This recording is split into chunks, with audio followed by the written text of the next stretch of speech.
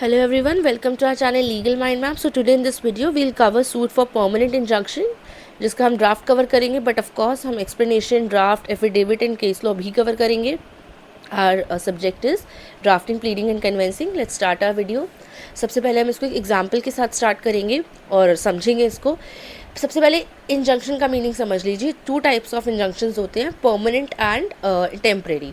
तो permanent injunction होता है, और इंजंक्शन वर्ड ऐसा होता है कि कोर्ट को रोक लगानी होती है. जैसे कि हम कोई भी ऐसा एक्शन है जो कोई सामने वाला पर्सन गलत कर रहा है, इलीगल एक्शन ले रहा है, और हमें कोर्ट से ये उसका सपोर्ट चाहिए. हम कोर्ट से रिक्वेस्ट करते हैं कि आप इस एक्शन पे अभी की अभी रोक लगा दीजिए, यानी उस पर्सन को रोक दीजिए. ऐसा करने से कुछ भी एक्शन हो सकता है. कोई पर्सन कंस्ट्रक्ट कर रहा हो, कोई चीज़ सेल कर रहा हो इलीगली, कोई कुछ और एक्शन ऐसा ले रहा हो, और उसको उसी टाइम पर रोकना. प्लस अब परमानेंट इंजंक्शन है तो उसे हमेशा के लिए रोकना. और टेम्परेरी इंजंक्शन में क्या होता है कि जब तक केस चल रहा है, जब तक ये चीज़ समझ नहीं आ जाती कि वो सही कर रहा है गलत कर रहा है, तब तक रोकना या कुछ टाइम के लिए रोकना. तो ये केस पे डिपेंड करता है कि क्या सिचुएशन है.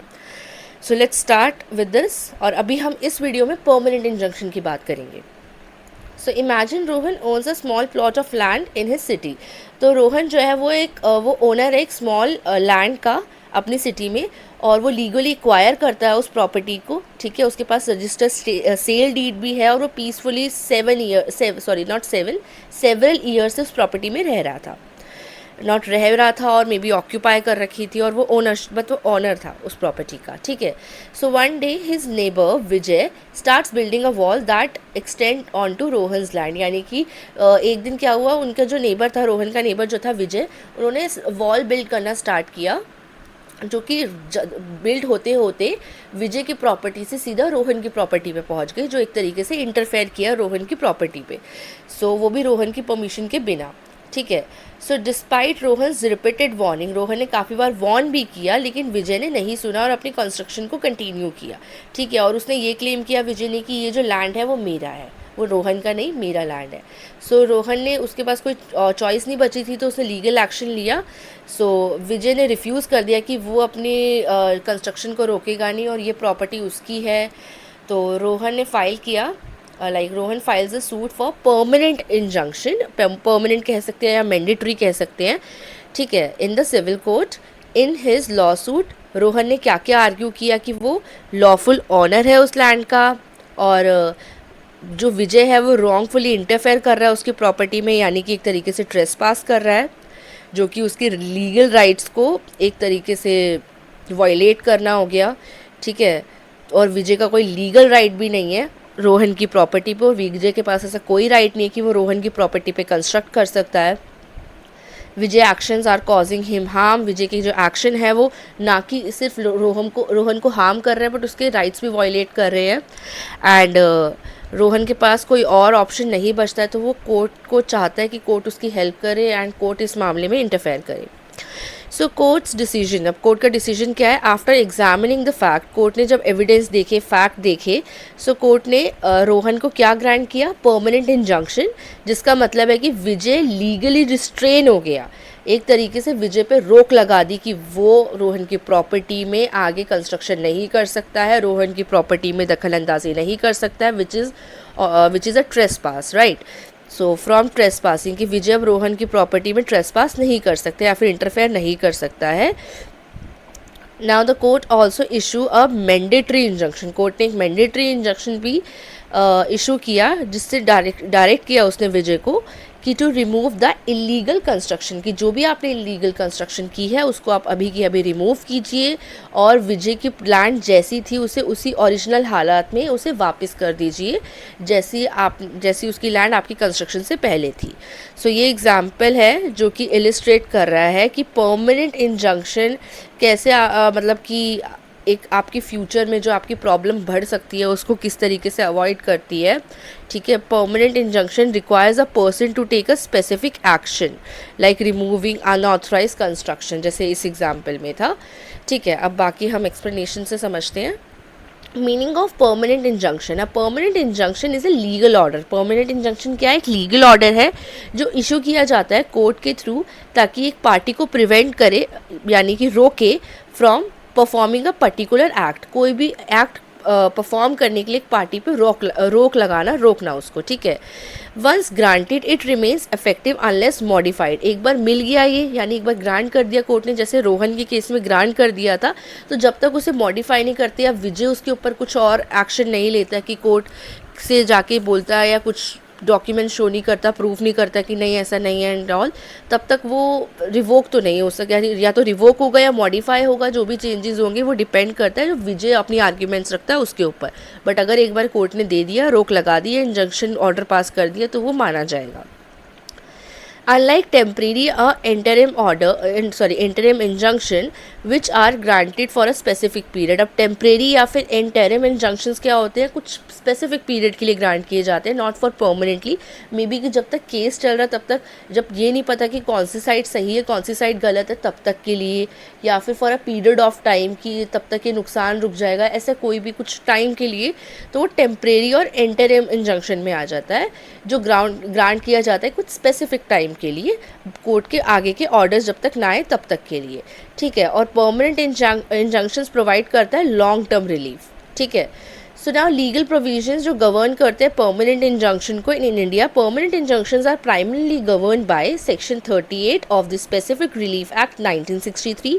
This section allows a court to grant a permanent injunction in case where, कहाँ the plaintiff has a legal right that needs protection, जहाँ पे प्लेंटिव के लीगल राइट्स है कि उन्हें प्रोटेक्शन चाहिए, जहाँ पे जो डिफेंडेंट है वो वॉयलेट कर रहा है या फिर थ्रेटनिंग है, यानी थ्रेटन कर रहा है प्लेंटिव को, उसके लीगल राइट्स को वॉयलेट कर रहा है, जैसे कि विजय कर रहा था हमारे एग्जाम्पल में। मॉनिटरी कॉम्पनसेशन, तो मॉनिटरी कॉम्पनसेशन जहाँ पे इनसफिशिएंट होता है वहाँ पर भी सेक्शन 38 काम आता है, ठीक है। अब आते हैं हम ऑर्डर 39 पे of the civil procedure code 1908, जो डील करता है procedure for granting injunctions including interim and temporary, यानी कि जो ऑर्डर 39 है वो प्रोसीजर की बात करता है कि किस तरीके से temporary and interim injunction grant होगा, यानी कि जब कोई काम चल रहा होता है उसके बीच में जब इंजंक्शन दे देते हैं, कि जैसे फॉर एग्जांपल एक बिल्डर है, वो कोई बिल्डिंग को डिमोलिश करने वाला, तो उस टाइम पे टेम्परेरी इंजंक्शन दे दिया कि अभी रुक जाइए आप, पहले कोर्ट की कार्रवाई पूरी होने दीजिए, जानने दीजिए कि बिल्डिंग डिमोलिश करनी ज़रूरी है या नहीं, या जिसने भी केस किया कि बिल्डिंग डिमोलिश नहीं होनी चाहिए, तो वो सारी चीज़ें कंप्लीट होने के बाद, ये सही है या गलत है एक्शन समझने के बाद हम इसके निर्णय लेंगे कि आपको करनी है नहीं करनी है, तो तब तक उस पर इंजंक्शन लग जाता है, तो वो टेम्परेरी हो गया एक तरीके का, right. So I am just giving you an example कि इंटरिम और temporary is like for a short period of time. And जो डॉक्ट्राइन ऑफ इक्विटी है हेयर ऑन पॉइंट नंबर 3, ये क्या बात करता है, परमानेंट इंजंक्शन की। कोर्ट कब परमानेंट इंजंक्शन ग्रांट करती है, जब किसी के लीगल राइट्स वायलेट होते हैं, जैसे हमारे रोहन वाले केस में हुआ था कि उसके लीगल राइट्स वायलेट हो रहे थे, उसकी प्रॉपर्टी पर ट्रेसपास किया जा रहा था, जहाँ पे कोर्ट को ये बिलीव हो जाता है कि अब वो जो परमानेंट इंजंक्शन दे रही है वो एक तरीके से फेयर है, वो जस्टिस कर रही है, एकदम करेक्ट डिसीजन ले रही है, सब चीज़ें एकदम ठीक से क्लियरली प्रूफ हो चुकी है, तो वहाँ पे उन्हें परमानेंट इंजंक्शन देना ठीक लगता है कोर्ट को, तो डेफिनेटली वो डॉक्ट्राइन ऑफ इक्विटी का यूज़ करती हैं। So when and why is a permanent injunction granted, तो परमानेंट इंजंक्शन व्हेन और वाई, यानी कि कब और क्यों ग्रांट किया जाता है। A permanent injunction is granted in situations where the plaintiff has a legal right that must be protected। या तो प्लेंटिफ के पास लीगल राइट है जो प्रोटेक्ट होना चाहिए, the defendant's action are unlawful, जो डिफेंडेंट के एक्शन है वो अनलॉफुल है और वो प्लेंटिफ को हार्म कर रहे हैं, the injury cause to the plaintiff can not be adequately compensated, तो कि प्लेंटिफ को जो इंजरी हुई है वो कॉम्पनसेट नहीं हो सकती है मनी से, तो कोर्ट वहाँ पर परमानेंट इंजंक्शन का सपोर्ट लेती है। The balance of convenience favours the plaintiff, जो बैलेंस ऑफ कन्वीनियंस है, यानी प्लेंटिफ का पलड़ा भारी है। Now some common cases where permanent injunctions are granted, property disputes होते हैं, इंटेलेक्चुअल प्रॉपर्टी केसेस होते हैं, बिजनेस कॉन्ट्रैक्ट्स होते हैं, एंड एनवायरमेंटल इश्यूज होते हैं, एंड लाइक किस किस कंडीशंस में ये सारी मैंने लिखी है, तो आप you can just go through it. I am moving further, you can just pause the video and read them. Now who can apply for permanent injunction? Any individual, कोई भी इंडिविजुअल, कोई कंपनी और लीगल एंटिटी जिनके legal rights violate किए जा रहे हैं हो रहे हैं वो फाइल कर सकती है परमानेंट इंजंक्शन, ठीक है। So the like suit file कर सकती है परमानेंट इंजंक्शन का। So the plaintiff must demonstrate that their rights is at risk. तो प्लेंटिफ को बताना पड़ेगा, ये प्रूफ करना पड़ेगा कि उसके राइट्स जो है वो रिस्क में है, and that monetary compensation is not a sufficient remedy. और जो मॉनेटरी कॉम्पनसेशन मिलेगी वो सिर्फ वो सफिशिएंट नहीं होगी, इंपॉर्टेंट तो होगी बट सफिशिएंट रेमेडी नहीं होगी, it will not be enough, you have to provide him permanent injunction. Now explanation, हमने जो एग्ज़ाम्पल है ड्राफ्ट का हमारा, तो मैंने आपको ये एक्सप्लेन पहले भी कर चुकी हूँ। ये इसमें कुछ पॉइंट्स हैं, जो प्लेंटिफ है वो हमारा राइटफुल ऑनर है। मैंने आपको सिर्फ ये सारे पॉइंट्स एज ए स्टोरी, विजय और रोहन की जो स्टोरी है वही सारे पॉइंट्स हैं ये, ठीक है। So you can just go through it. वैसे मैं इसे फर्स्ट स्लाइड में एक्सप्लेन कर चुकी है, ये एक बार दोबारा मैं ड्राफ्ट डिस्कस करने से पहले इन पॉइंट्स को लिख चुकी हूँ, सो दैट आप सम अप करके उसके बाद ड्राफ्ट पे जाओ, आपके लिए ईजी होगा ड्राफ्ट को अंडरस्टैंड करना और समझना, ठीक है। फिर आपको बस उसकी फॉर्मेटिंग देखनी होगी कि कौन सी चीज़ कहाँ पर किस तरीके से है।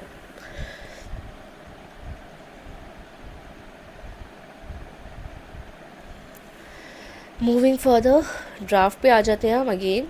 In the court of civil जज जुरिस्डिक्शन होगा हमारा, सिविल सूट नंबर होगा हमारा, प्लेंटिफ का पूरा इन्फॉर्मेशन होगा वर्सेस डिफेंडेंट का पूरा इन्फॉर्मेशन होगा with the name, and suit for permanent and mandatory injunction, then the most respectfully so it, and then everything about the property like we have used in the example।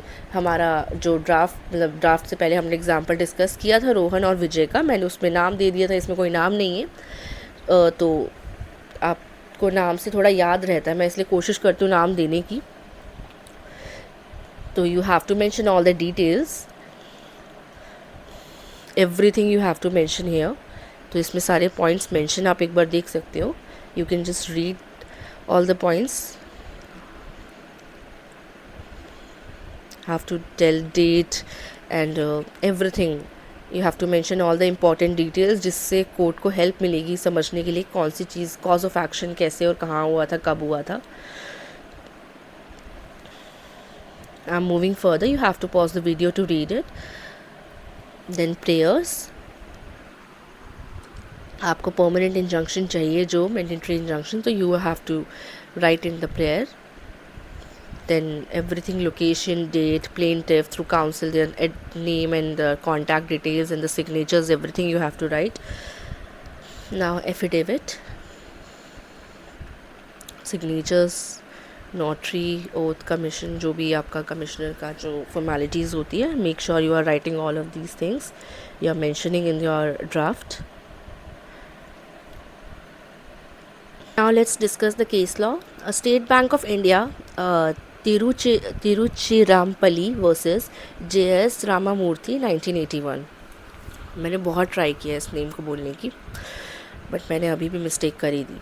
So this case is an example of permanent injunction. तो ये case जो है वो example है permanent injunction का, ठीक है।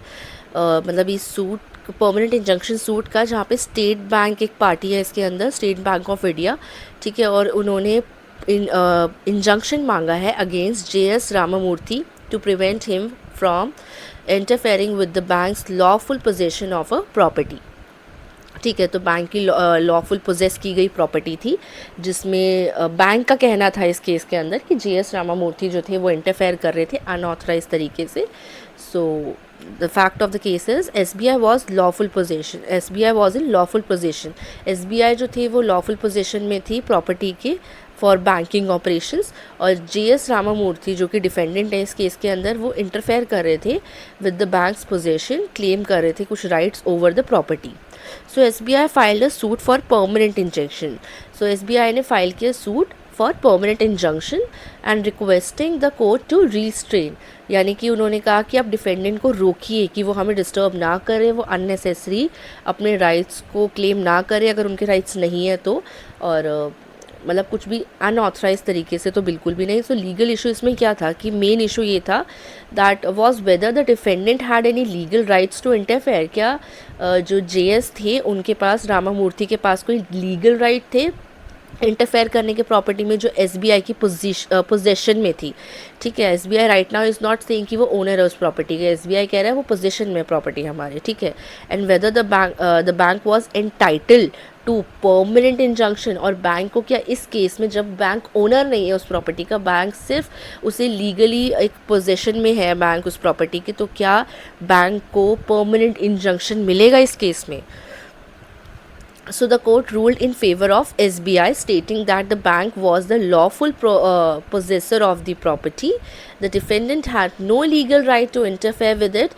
A permanent injunction was granted. ठीक है, सो ये परमानेंट इंजंक्शन भी ग्रांट हो गया था, डिफेंडेंट को मना किया गया था कि उसका पास कोई लीगल राइट नहीं है कि वो बैंक की प्रॉपर्टी में इंटरफेयर करे, और बैंक उसमें लॉफुली पोजेस कर रहा है उस प्रॉपर्टी के अंदर। अब इस केस का इंपॉर्टेंस क्या था? कोर्ट ने कहा था कि it reframed the principle that lawful possession is protected under law.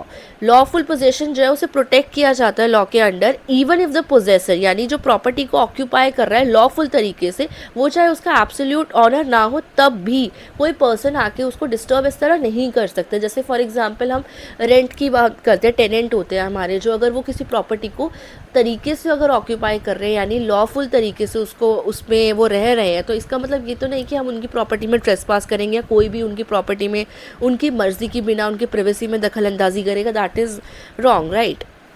So permanent injunction can be granted, तो ऐसे केसेस में परमानेंट इंजंक्शन ग्रांट हो सकता है व्हेन अनऑथराइज्ड इंटरफेरेंस अकर्स। ये शर्त याद रखनी पड़ेगी कि अनऑथराइज्ड इंटरफेरेंस होता चाहिए, तब परमानेंट इंजंक्शन मिलेगा। So the ruling emphasise the importance of peaceful enjoyment of the property right. तो रूलिंग सबसे ज़्यादा जो जोर डालती है, स्ट्रेस डालती है, वो इम्पॉर्टेंस, इस बात की इम्पॉर्टेंस पे डालती है कि पीसफुल इंजॉयमेंट प्रॉपर्टी राइट्स की होनी चाहिए। अगर मैं अपनी प्रॉपर्टी में रह रही हूँ तो मुझे पीसफुली मेरे प्रॉपर्टी के राइट्स को इंजॉय करने देना चाहिए, यानी कोई आके अगर उसे डिस्टर्ब करेगा, किसी भी तरीके से ट्रेसपास करेगा, तो वो गलत होगा। So this case is relevant to permanent injunction of law as per section 38 of the Specific Relief Act 1963, which allows the court to restrain unlawful interference in property possession. That's it in this video. I hope आपको video समझ आई होगी। फिर भी कोई doubt होता है तो you can write down in the comment section. Please don't forget to like, share and subscribe. Thank you.